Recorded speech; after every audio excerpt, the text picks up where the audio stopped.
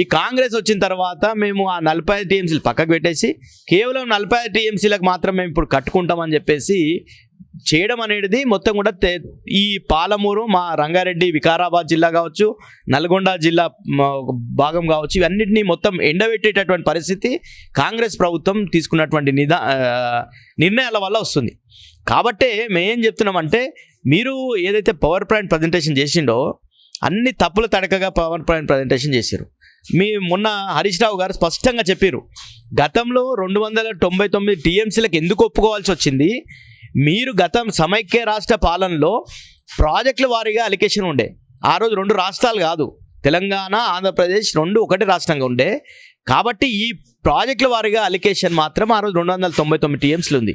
ఏదైతే బేసిన్ 69% కృష్ణానది మొత్తం కూడా తెలంగాణలో పారుతుంది. అదేవిధంగా హైదరాబాద్ మేజర్ ఒక డిపెండెంట్ కూడా దాని మీద ఉంది, మెట్రోపాలిటన్ సిటీ. అదేవిధంగా నల్గొండకు సంబంధించిన ఫ్లోరైడ్ ప్రాంతం కూడా దాని మీద ఉంది. మా వికారాబాద్ జిల్లా, అదే రంగారెడ్డి జిల్లా కావచ్చు, వికారాబాద్ జిల్లా కావచ్చు, దాని మీద కృష్ణా బేసిన్లో ఉన్నాయి. కాబట్టి ఇవన్నీ అవసరాలు తీరాలంటే 763 టీఎంసీలు కేటాయించాలని చెప్పేసి మేము బీఆర్ఎస్ ప్రభుత్వంగా మా వాదనలు గతంలో ట్రిబ్యునల్ ముందర చేయాలనేది మా కంటెన్షన్. కానీ ఈరోజు రేవంత్ రెడ్డి గారు ఏమంటారు, మీరు 500 టీఎంసీలు ఇచ్చి ఏమన్నా చేసుకుని అంటాడు. ఈ వాదనలతోనే తెలంగాణకు నష్టం జరుగుతుంది. ఈరోజు రేవంత్ రెడ్డి అనే వ్యక్తి ఎవరండి?